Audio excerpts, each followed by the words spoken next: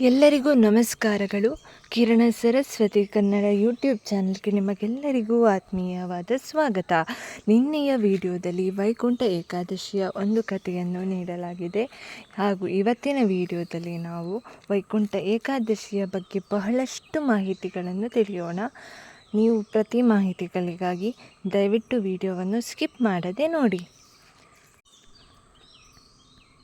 ವೈಕುಂಠ ಏಕಾದಶಿ ಇದು 7 ಜನ್ಮಗಳ ಪಾಪ ಕಳೆದು ಮೋಕ್ಷ ಸಂಪಾದಿಸುವ ದಿನ. ಇಂದು ವೈಕುಂಠ ಏಕಾದಶಿಯಾಗಿದ್ದು ಈ ದಿನದ ತಿಥಿ ಹಾಗೂ ಪಾರಣ ಸಮಯ ಹಾಗೂ ಏಕಾದಶಿಯ ಮಹತ್ವವನ್ನು ಈ ವಿಡಿಯೋದಲ್ಲಿ ನಿಮಗೆ ವಿವರಿಸಲಾಗಿದೆ. ಹಿಂದೂ ಕ್ಯಾಲೆಂಡರ್ನಲ್ಲಿ ಏಕಾದಶಿಗೆ ಮಹತ್ವವನ್ನು ನೀಡಲಾಗುತ್ತದೆ. ತಿಂಗಳಿನಲ್ಲಿ ಬರುವ ಪ್ರತಿ ಏಕಾದಶಿಗೂ ಬೇರೆ ಬೇರೆ ಹೆಸರುಗಳಿವೆ.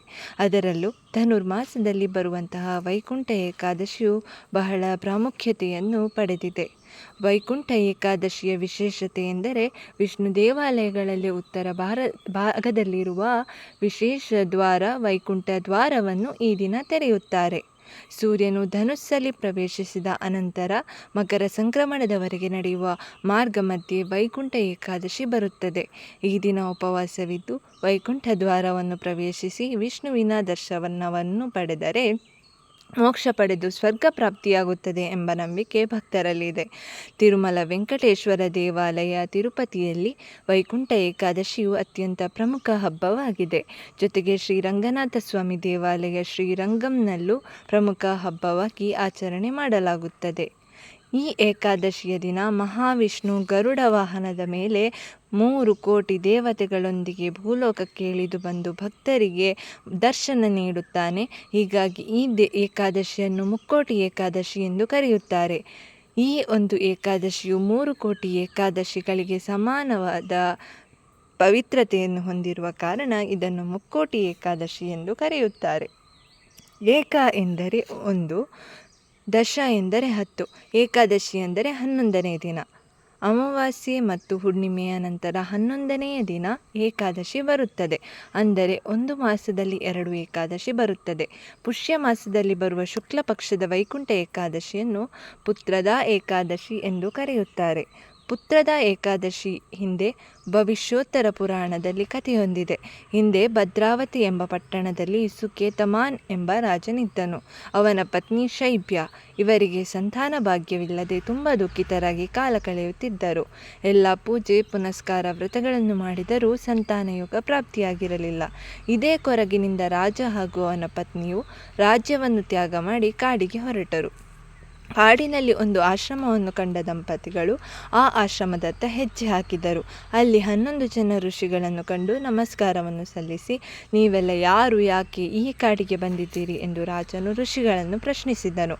ಆಗ ಆ ಋಷಿಗಳು, ನಾವೆಲ್ಲ ವಿಶ್ವೇ ದೇವತೆಗಳು ಪುಷ್ಯ ಮಾಸದ ಶುಕ್ಲ ಪಕ್ಷದಲ್ಲಿ ಬರುವ ಏಕಾದಶಿಯನ್ನು ಭೂಲೋಕದಲ್ಲಿ ಆಚರಿಸುವುದರಿಂದ ಒಳ್ಳೆಯ ಸಂತಾನವನ್ನು ಭಗವಂತನು ದಯಪಾಲಿಸುತ್ತಾನೆ ಎಂದು ಆಚರಣೆಯ ಉದ್ದೇಶವನ್ನು ರಾಜನಿಗೆ ತಿಳಿಸಿದನು. ಆಗ ರಾಜನು ಪುತ್ರದ ಏಕಾದಶಿಯ ಆಚರಣೆಯನ್ನು ನಿಮ್ಮ ಸನ್ನಿಧಾನದಲ್ಲಿ ಮಾಡುತ್ತೇನೆ ಎಂದು ಋಷಿಮುನಿಗಳನ್ನು ಪ್ರಾರ್ಥಿಸುತ್ತಾನೆ. ಅದಕ್ಕೆ ವಿಶ್ವದೇವತೆಗಳು ಒಪ್ಪಿದಾಗ ರಾಜನು ಋಷಿಗಳ ಸಮ್ಮುಖದಲ್ಲೇ ಪೂಜೆಯನ್ನು ಮಾಡಿ ಮರಳಿ ರಾಜ್ಯಕ್ಕೆ ಹೊರಡುತ್ತಾನೆ. ಪುತ್ರದ ಏಕಾದಶಿಯ ಫಲದಿಂದ ರಾಜನು ಶೀಘ್ರದಲ್ಲೇ ಪುತ್ರ ಸಂತಾನವನ್ನು ಪಡೆಯುತ್ತಾನೆ. ಮುಂದೆ ಇದೇ ಮಗನು ದೊಡ್ಡವನಾಗಿ ತಂದೆ ತಾಯಿ ಹಿರಿಯರಿಗೆ ಹಾಗೂ ಭಗವಂತನಲ್ಲಿ ಭಕ್ತಿ ಗೌರವವನ್ನು ಇರಿಸಿಕೊಂಡು ರಾಜ್ಯವನ್ನು ಆಳಿದನು. ಈ ಕಥೆಯನ್ನು ಭವಿಷ್ಯೋತ್ತರ ಪುರಾಣದಲ್ಲಿ ಶ್ರೀಕೃಷ್ಣನು ಧರ್ಮರಾಜನಿಗೆ ಹೇಳುತ್ತಾನೆ. ವೈಕುಂಠ ಏಕಾದಶಿಯ ಬಗ್ಗೆ ಇರುವ ಇನ್ನೊಂದು ಕಥೆಯ ಪ್ರಕಾರ, ಭಾಗವೋತ್ತಮನಾದ ನಂದಗೋಪನು ಶ್ರೀಕೃಷ್ಣನ ಸಾನ್ನಿಧ್ಯದಲ್ಲಿ ಏಕಾದಶಿಯ ಉಪವಾಸ ಹಾಗೂ ದ್ವಾದಶಿಯ ಪಾರಣೆಗಳನ್ನು ತಪ್ಪದೆ ಆಚರಿಸುತ್ತಿದ್ದನು. ಒಮ್ಮೆ ಏಕಾದಶಿ ವ್ರತ ಆಚರಿಸಿ ಮರುದಿನ ದ್ವಾದಶಿ ಬಹು ಸ್ವಲ್ಪ ಕಾಲ ಇದ್ದುದರಿಂದ ಬೆಳಗಿನ ಜಾವಕ್ಕಿಂತ ಮೊದಲು ಯಮುನಾ ನದಿಯಲ್ಲಿ ಸ್ನಾನಕ್ಕಿಳಿಯುತ್ತಾನೆ. ಅದು ರಾಕ್ಷಸರ ಸಂಚಾರ ಕಾಲವಾದ್ದರಿಂದ ವರುಣ ದೇವ ಸೇವಕನಾದ ರಾಕ್ಷಸ ನಂದಗೋಪನನ್ನು ವರುಣನ ಬಳಿ ಎಳೆದೊಯ್ದನು. ನಂದಗೋಪನು ಸಮಯ ಕಳೆದರೂ ಬಾರದೇ ಇದ್ದಾಗ ಗೋಪಾಲಕರೆಲ್ಲ ಬಲರಾಮನಿಗೆ ಸುದ್ದಿಯನ್ನು ಮುಟ್ಟಿಸುತ್ತಾರೆ. ಶ್ರೀಕೃಷ್ಣನು ಅವರಿಗೆಲ್ಲ ಅಭಯವಿತ್ತು ನಂದಗೋಪನನ್ನು ಕರೆತರುವುದಾಗಿ ಹೇಳಿ ವರುಣಲೋಕಕ್ಕೆ ಬರುತ್ತಾನೆ. ಶ್ರೀಕೃಷ್ಣನನ್ನು ನೋಡಿದ ವರುಣ ತನ್ನ ಸೇವಕನಿಂದಾದ ಅಪರಾಧವನ್ನು ಮನ್ನಿಸೆಂದು ಪ್ರಾರ್ಥಿಸಿದನು. ವರುಣನಿಗೆ ಆಶೀರ್ವಾದ ಮಾಡಿದ ಶ್ರೀಕೃಷ್ಣನು ತನ್ನ ತಂದೆಯೊಂದಿಗೆ ಹಿಂತಿರುಗುತ್ತಾನೆ. ವರುಣಲೋಕದಲ್ಲಿ ಶ್ರೀಕೃಷ್ಣನಿಗೆ ದೊರೆತ ಭವ್ಯ ಸ್ವಾಗತವನ್ನು ಎಳೆ ಎಳೆಯಾಗಿ ನಂದಗೋಪನು ವರ್ಣಿಸುತ್ತಿದ್ದರೆ ಉಳಿದ ಗೋಪಾಲಕರಿಗೆ ಹೆಮ್ಮೆ ಎನಿಸಿ ಶ್ರೀಕೃಷ್ಣನ ನಿಜ ರೂಪವನ್ನು ನೋಡುವ ಭಾಗ್ಯವು ಇಲ್ಲವಾಯಿತಲ್ಲ ಎಂದು ಪರಿತಪಿಸಿದರು. ಇದನ್ನರಿತ ಶ್ರೀಕೃಷ್ಣನು ಎಲ್ಲರಿಗೂ ಯಮುನಾ ನದಿಯಲ್ಲಿದ್ದ ಬ್ರಹ್ಮಕುಂಡವೆಂಬ ಮಡುವಿನಲ್ಲಿ ಮುಳುಗಿ ಬರುವಂತೆ ತಿಳಿಸಿದ. ಹೀಗೆ ಕೃಷ್ಣನ ಮಾತನ್ನು ಪಾಲಿಸಿದ ಗೋಪಾಲಕರ ಕಣ್ಣಿಗೆ ವೈಕುಂಠವು ಕಾಣಿಸಿ ತೃಪ್ತಿಯನ್ನು ನೀಡಿತು. ಶ್ರೀಕೃಷ್ಣನೇ ಪರದೈವ ಎಂಬ ನಂಬಿಕೆಯವರಲ್ಲಿ ಸ್ಥಿರವಾಯಿತು. ಹಾಗಾಗಿ ಈ ಕಾರಣಕ್ಕೆ ವೈಕುಂಠ ಏಕಾದಶಿ ಎಂದು ಕರೆಯಲಾಯಿತೆಂದು ನಂಬುತ್ತಾರೆ. ಸಾಮಾನ್ಯರು ಆಚರಿಸಬಹುದಾದ ಸರಳ ವ್ರತಾಚರಣೆ ಎಂದರೆ ಅದು ವೈಕುಂಠ ಏಕಾದಶಿ. ಸಕಲ ತೀರ್ಥ ಕ್ಷೇತ್ರಗಳನ್ನು ಸಂದರ್ಶಿಸಿದರೆ ಸಿಗುವಂಥ ಪುಣ್ಯ ಏಕಾದಶಿಯ ವ್ರತಾಚರಣೆಗೆ ಸಮನಾಗಿರಲಾರದು ಎಂಬ ನಂಬಿಕೆ ಇದೆ. ವಸಿಷ್ಠ ಮಹರ್ಷಿಯ ಪ್ರಕಾರ 11 ಇಂದ್ರಿಯಗಳಿಂದ ಸಂಪಾದಿಸಿದ ಸಕಲ ಪಾಪಗಳನ್ನು 11ನೆಯ ತಿಥಿಯಾದ ವೈಕುಂಠ ಏಕಾದಶಿಯು ಪರಿಹರಿಸುತ್ತದೆ ಎಂದು ಹೇಳಲಾಗುತ್ತದೆ. ವೈಕುಂಠ ಏಕಾದಶಿಯ ದಿನ ಉಪವಾಸವಿದ್ದು ಮಹಾವಿಷ್ಣುವಿನ ದರ್ಶನ ಮಾಡಿ ವೈಕುಂಠ ದ್ವಾರದ ಮೂಲಕ ಹೊರಬಂದರೆ 7 ಜನ್ಮದಿಂದ ಮಾಡಿದ ಪಾಪಗಳು ನಿವಾರಣೆಯಾಗಿ ಮೋಕ್ಷ ಸಿಗುವುದೆಂಬ ನಂಬಿಕೆ ಇದೆ. ಅಲ್ಲದೆ ಈ ಏಕಾದಶಿಯ ದಿನ ಅಭ್ಯಂಜನ ಮಾಡಿ ಶ್ರೀನಿವಾಸ ಉತ್ಸವ ಮೂರ್ತಿಯ ಜೋಕಾಲಿಗೆ ತಲೆ ತಾಕಿಸಿ ವೈಕುಂಠ ದ್ವಾರದಿಂದ ಹೊರಬಂದರೆ ಮುಕ್ತಿಯು ದೊರೆಯುವುದೆಂದು ಹೇಳಲಾಗುತ್ತದೆ. ಹೀಗಾಗಿ ವೈಕುಂಠ ಏಕಾದಶಿಯಂದು ಭಕ್ತಿ ಶ್ರದ್ಧೆಯಿಂದ ಉಪವಾಸ ವ್ರತವನ್ನು ಕೈಗೊಂಡು ಶ್ರೀಮನ್ನಾರಾಯಣನ ದರ್ಶನ ಮಾಡಿ ಪುಣ್ಯ ಸಂಪಾದಿಸಿ. ವೈಕುಂಠ ಏಕಾದಶಿ 2025 ಶುಭ ಮುಹೂರ್ತ, ಪೂಜೆ ವಿಧಾನ, ಮಹತ್ವ, ಮಂತ್ರಗಳ ವಿವರ ಇಲ್ಲಿದೆ. ಶ್ರೀಹರಿನಾರಾಯಣನು ವೈಕುಂಠ ದ್ವಾರವನ್ನು ತೆರೆದು ತನ್ನ ದರ್ಶನವನ್ನು ನೀಡುವ ದಿನ ಈ ವೈಕುಂಠ ಏಕಾದಶಿ. ಈ ವೈಕುಂಠ ಏಕಾದಶಿ ವ್ರತವು ಹಿಂದೂ ಧರ್ಮೀಯರಿಗೆ ಅತ್ಯಂತ ವಿಶೇಷವೆಂದು ಹೇಳಲಾಗಿದೆ. 2025 ವೈಕುಂಠ ಏಕಾದಶಿ ವ್ರತವನ್ನು ಜನವರಿ 10ರಂದು ಆಚರಿಸಲಾಗುವುದು. 2025 ವೈಕುಂಠ ಏಕಾದಶಿ ದಿನದ ಪೂಜೆಯ ಶುಭ ಮುಹೂರ್ತ, ವೈಕುಂಠ ಏಕಾದಶಿಯ ಪೂಜೆಯನ್ನು ಮಾಡುವುದು ಹೇಗೆ, ಈ ಮಂತ್ರದ ಮಹತ್ವ ಏನು ಎಂದು ಈ ವಿಡಿಯೋದಲ್ಲಿ ನಾವು ನೋಡೋಣ. ವೈಕುಂಠ ಏಕಾದಶಿ ವ್ರತವನ್ನು ಮುಕ್ಕೋಟಿ ಏಕಾದಶಿ, ಪುತ್ರದ ಏಕಾದಶಿ ಹೀಗೆ ನಾನಾ ಹೆಸರುಗಳಿಂದ ಕರೆಯಲಾಗುತ್ತದೆ. ದೇಶದಾದ್ಯಂತ ಹಿಂದೂಗಳು ಈ ಪವಿತ್ರ ದಿನವನ್ನು ಅತ್ಯಂತ ಅದ್ಧೂರಿಯಾಗಿ ಆಚರಿಸುತ್ತಾರೆ. ದೇಶದ ಮೂಲೆ ಮೂಲೆಯಲ್ಲಿರುವ ಪ್ರತಿಯೊಂದು ವಿಷ್ಣುದೇವನ ದೇವಾಲಯದಲ್ಲೂ ವೈಕುಂಠ ಏಕಾದಶಿ ದಿನದಂದು ವಿಶೇಷ ಪ್ರಾರ್ಥನೆ, ಪೂಜೆ, ಪುನಸ್ಕಾರಗಳು, ಯಜ್ಞಗಳು, ಪ್ರವಚನಗಳು ಹಾಗೂ ವಿವಿಧ ರೀತಿಯಾದ ಧಾರ್ಮಿಕ ಆಚರಣೆಗಳನ್ನು ನಡೆಸಲಾಗುತ್ತದೆ. 2025 ವೈಕುಂಠ ಏಕಾದಶಿಯ ದಿನವನ್ನು ಜನವರಿ 10ರಂದು ಅಂದರೆ ಇವತ್ತು ಶುಕ್ರವಾರ ಆಚರಿಸಲಾಗುವುದು. ಈ ದಿನದ ಸಂಪೂರ್ಣ ಮಾಹಿತಿ ನಾವು ನೋಡೋಣ. ವೈಕುಂಠ ಏಕಾದಶಿಯ ಮಹತ್ವ ಏನು? ವೈಕುಂಠ ಏಕಾದಶಿಯ ಮಹತ್ವ ಏನೆಂದರೆ ಆತ್ಮಾವಲೋಕನ ಮತ್ತು ಆಧ್ಯಾತ್ಮಿಕ ಬೆಳವಣಿಗೆಗೆ ಏಕಾದಶಿಯನ್ನು ಸೂಕ್ತ ದಿನವೆಂದು ಪರಿಗಣಿಸಲಾಗಿದೆ. ಬ್ರಹ್ಮಾಂಡದ ರಕ್ಷಕನಾಗಿರುವ ವಿಷ್ಣುದೇವನನ್ನು ಈ ದಿನದಂದು ಪೂಜಿಸಲಾಗುತ್ತದೆ. ಈ ದಿನ ಮಾಡುವ ಉಪವಾಸ, ಪೂಜೆ, ದಾನದಂತಹ ಪುಣ್ಯ ಕಾರ್ಯಗಳು ಜನ್ಮಗಳ ಪಾಪಗಳನ್ನು ತೊಡೆದು ಹಾಕುತ್ತದೆ. ಈ ದಿನದ ಪೂಜೆಯಿಂದ ಜನನ ಮರಣ ಚಕ್ರದಿಂದ ಮುಕ್ತಿ ಪಡೆಯುತ್ತಾರೆ. ವೈಕುಂಠ ಏಕಾದಶಿಯ ಶುಭ ಮುಹೂರ್ತ ಯಾವುದೆಂದರೆ ವೈಕುಂಠ ಏಕಾದಶಿ ತಿಥಿ ಪ್ರಾರಂಭ 2025 ಜನವರಿ 9ರಂದು ಗುರುವಾರ 12:22ರಿಂದ, ವೈಕುಂಠ ಏಕಾದಶಿ ತಿಥಿ ಮುಕ್ತಾಯ 2025 ಜನವರಿ 10ರಂದು ಶುಕ್ರವಾರ ಬೆಳಗ್ಗೆ 10:19ವರೆಗೆ. ಪಾರಣ ಸಮಯ 2025 ಜನವರಿ 11ರಂದು ಶನಿವಾರ ಬೆಳಗ್ಗೆ 7:14ರಿಂದ 8:21ವರೆಗೆ. ಪಾರಣ ದಿನದ ದ್ವಾದಶಿ ಅಂತ್ಯದ ಸಮಯ 2025 ಜನವರಿ 11ರಂದು ಬೆಳಗ್ಗೆ 8:21ಕ್ಕೆ. ವೈಕುಂಠ ಏಕಾದಶಿ ಪೂಜೆ ಮಾಡುವ ವಿಧಾನ. ವೈಕುಂಠ ಏಕಾದಶಿ ದಿನದಂದು ವಿಷ್ಣು ಭಕ್ತರು ಮುಂಜಾನೆ ಬೇಗ ಎದ್ದು ಸ್ನಾನ ಮಾಡಿ ಹೊಸ ಹಾಗೂ ಶುದ್ಧವಾದ ಬಟ್ಟೆಯನ್ನು ಧರಿಸುತ್ತಾರೆ. ದೇವರ ಕೋಣೆಯಲ್ಲಿ ಅಥವಾ ಪೂಜೆ ಮಾಡುವ ಸ್ಥಳದಲ್ಲಿ ವಿಷ್ಣುದೇವನ ಫೋಟೋ ಅಥವಾ ವಿಗ್ರಹವನ್ನು ಪ್ರತಿಷ್ಠಾಪನೆ ಮಾಡಿ ಈ ದಿನ ವಿಷ್ಣುದೇವನೊಂದಿಗೆ ಲಕ್ಷ್ಮೀ ದೇವಿಯನ್ನು ಕೂಡ ನೀವು ಪೂಜಿಸಬೇಕಾಗುತ್ತದೆ. ವಿಷ್ಣುವಿಗೆ ಅಭಿಷೇಕವನ್ನು ಮಾಡಿ ಹೂಗಳಿಂದ ಅಲಂಕಾರ ಮಾಡಿ ತುಳಸಿಯೊಂದಿಗೆ ಸಿಹಿಯನ್ನು ನೈವೇದ್ಯವಾಗಿ ಅರ್ಪಿಸಿ ದೀಪಧೂಪವನ್ನು ಬೆಳಗಿ ಆರತಿಯನ್ನು ಮಾಡಿ. ಈ ದಿನ ವಿಷ್ಣು ಮಂತ್ರಗಳನ್ನು ಪಠಿಸುವುದು ಪ್ರಯೋಜನಕಾರಿಯಾಗಿರುತ್ತದೆ. ಮಂತ್ರಗಳು ಹೀಗಿವೆ: ಓಂ ನಮೋ ಭಗವತೆ ವಾಸುದೇವಾಯ, ಹರೇ ರಾಮ ರಾಮ ರಾಮ ಹರೇ ಹರೇ, ಹರೇ ಕೃಷ್ಣ ಕೃಷ್ಣ ಕೃಷ್ಣ ಹರೇ ಹರೇ. ಈ ದಿನ ಉಪವಾಸ ವ್ರತವನ್ನು ಮಾಡುತ್ತಾರೆ ಮತ್ತು ಜಪ ಧ್ಯಾನವನ್ನು ಮಾಡುತ್ತಾರೆ. ಈ ದಿನ ವಿಷ್ಣು ದೇವಾಲಯಕ್ಕೆ ಭೇಟಿ ನೀಡುವುದು, ಜಾಗರಣೆ ಮಾಡುವುದು ಶುಭ. ವೈಕುಂಠ ಏಕಾದಶಿ ಪೂಜೆಯ ಪ್ರಯೋಜನಗಳು ಏನೆಲ್ಲ? ಏಕಾದಶಿಯು ಆತ್ಮ ಸಾಕ್ಷಾತ್ಕಾರ ಮತ್ತು ಆಧ್ಯಾತ್ಮಿಕ ಬೆಳವಣಿಗೆಯನ್ನು ಉತ್ತೇಜಿಸುತ್ತದೆ. ಆತ್ಮ ಮತ್ತು ಮನಸ್ಸನ್ನು ಶುದ್ಧೀಕರಿಸಲು ಸಹಾಯ ಮಾಡುತ್ತದೆ. ಜನನ ಮತ್ತು ಮರಣದ ಚಕ್ರದಿಂದ ಮುಕ್ತಿಯನ್ನು ಸಾಧಿಸುವ ದಿನ ಇದಾಗಿದೆ. ಅದೃಷ್ಟ, ಸಂಪತ್ತು ಮತ್ತು ಯಶಸ್ಸಿನಂತಹ ಭೌತಿಕ ಲಾಭಗಳು ದೊರೆಯುತ್ತವೆ. ಇನ್ನು ವೈಕುಂಠ ಏಕಾದಶಿ ದಿನ ತುಳಸಿಗೆ ಇದನ್ನು ಹಾಕಿದರೆ ವರ್ಷ ಪೂರ್ತಿ ಹಣವಾಗುತ್ತದೆ. ಏಕಾದಶಿ ದಿನದಂದು ತುಳಸಿ ಪೂಜೆ ಮಾಡುವುದು ತುಂಬಾ ಒಳ್ಳೆಯದು. ಅದೇ ರೀತಿ ವೈಕುಂಠ ಏಕಾದಶಿ ದಿನದಂದು ತುಳಸಿ ಪೂಜೆಯನ್ನು ಮಾಡುವುದು ಶುಭವೆಂದು ಹೇಳಲಾಗುತ್ತದೆ. ಅದರಲ್ಲೂ ವೈಕುಂಠ ಏಕಾದಶಿಯ ದಿನ ತುಳಸಿಗೆ ಸಂಬಂಧಿಸಿದ ಈ ಪರಿಹಾರಗಳು ಧನಾಗಮನವನ್ನು, ಅದೃಷ್ಟವನ್ನು ಆಕರ್ಷಿಸುತ್ತದೆ. ವೈಕುಂಠ ಏಕಾದಶಿ ದಿನ ತುಳಸಿಯಿಂದ ನಾವು ಯಾವುದೆಲ್ಲ ಪರಿಹಾರವನ್ನು ತೆಗೆದುಕೊಳ್ಳಬೇಕು, ವೈಕುಂಠ ಏಕಾದಶಿಯ ದಿನ ತುಳಸಿ ಪೂಜೆ ಮಾಡುವುದರ ಪ್ರಯೋಜನವೇನು ಎಂದು ಮುಂದೆ ನೋಡೋಣ. ಏಕಾದಶಿ ವ್ರತವು ಹಿಂದೂ ಧರ್ಮದಲ್ಲಿ ಆಚರಿಸಲಿರುವ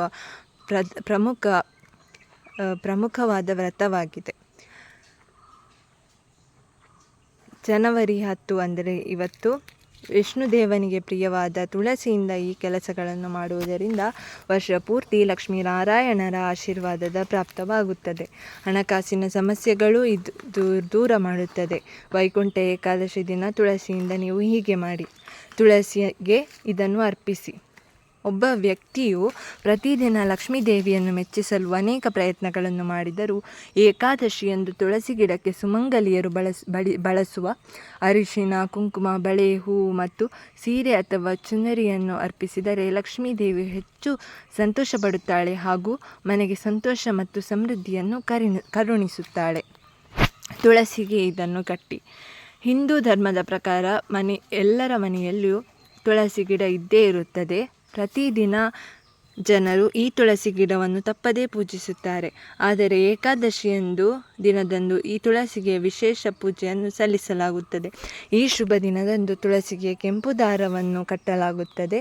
ಹೀಗೆ ಮಾಡುವುದರಿಂದ ವಿಷ್ಣುದೇವನು ಶೀಘ್ರದಲ್ಲೇ ಸಂತುಷ್ಟನಾಗುತ್ತಾನೆ. ಇದನ್ನು ಪಠಿಸಿ.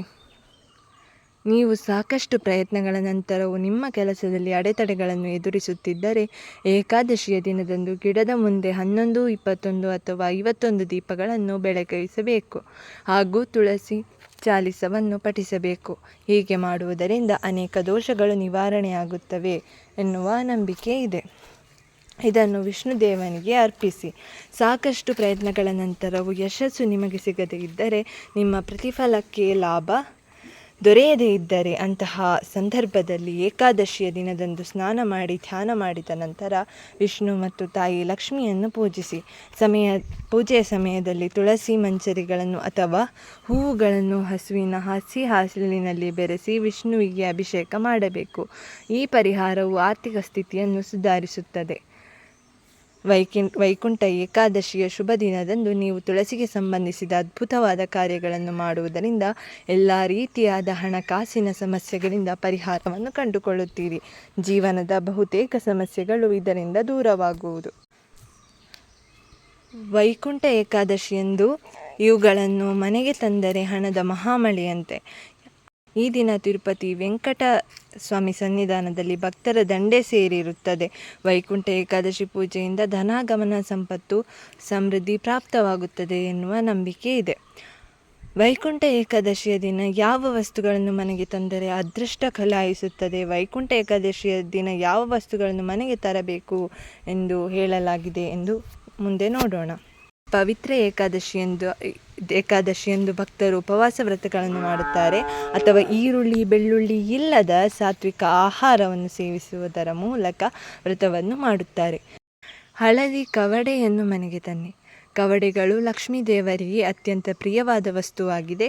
ಅದರಲ್ಲೂ ತಿಳಿ ಹಳದಿ ಬಣ್ಣದ ಕವಡೆಗಳನ್ನು ಆಕೆ ಹೆಚ್ಚು ಇಷ್ಟಪಡುತ್ತಾಳೆ. ನೀವು ಈ ಕಾರಣಕ್ಕೆ ವೈಕುಂಠ ಏಕಾದಶಿ ದಿನದಂದು ನೀವು ಮನೆಗೆ ಹಳದಿ ಬಣ್ಣದ 5 ಕವಡೆಗಳನ್ನು ತೆಗೆದುಕೊಂಡು ಬನ್ನಿ. ಈ ಕವಡೆಗಳನ್ನು ಹಾಲಿನಿಂದ ತೊಳೆದು ದೇವರ ಮುಂದಿಟ್ಟು ಪೂಜಿಸಿ. ನಂತರ ಸ್ವಲ್ಪ ಸಮಯ ಅವುಗಳನ್ನು ದೇವರ ಮುಂದೆ ಇಟ್ಟು ನಂತರ ಒಂದು ಶುದ್ಧವಾದ ಕೆಂಪು, ಹಳದಿ ಅಥವಾ ಬಿಳಿ ಬಣ್ಣದ ಬಟ್ಟೆಯಲ್ಲಿ ಕಟ್ಟಿ ಮನೆಯ ಬೀರುವಿನಲ್ಲಿ ಅಥವಾ ನೀವು ಹಣ ಇಡುವ ಸ್ಥಳದಲ್ಲಿ ಇಡಿ. ಇದರಿಂದ ಮನೆಗೆ ಧನಾಗಮನವಾಗುವುದು. ಪಚ್ಚ ಕರ್ಪೂರವನ್ನು ತನ್ನಿ. ವಿಷ್ಣು ದೇವನಿಗೆ ಪ್ರಿಯವಾದ ವಸ್ತುಗಳಲ್ಲಿ ಪಚ್ಚ ಕರ್ಪೂರವು ಒಂದಾಗಿದೆ. ಹಾಗಾಗಿ ವೈಕುಂಠ ಏಕಾದಶಿ ದಿನದಂದು ನೀವು ನಿಮ್ಮ ಮನೆಗೆ ಪಚ್ಚೆ ಕರ್ಪೂರವನ್ನು ತಂದು ಅದರಿಂದ ವಿಷ್ಣು ದೇವನಿಗೆ ಆರತಿಯನ್ನು ಮಾಡಬೇಕು.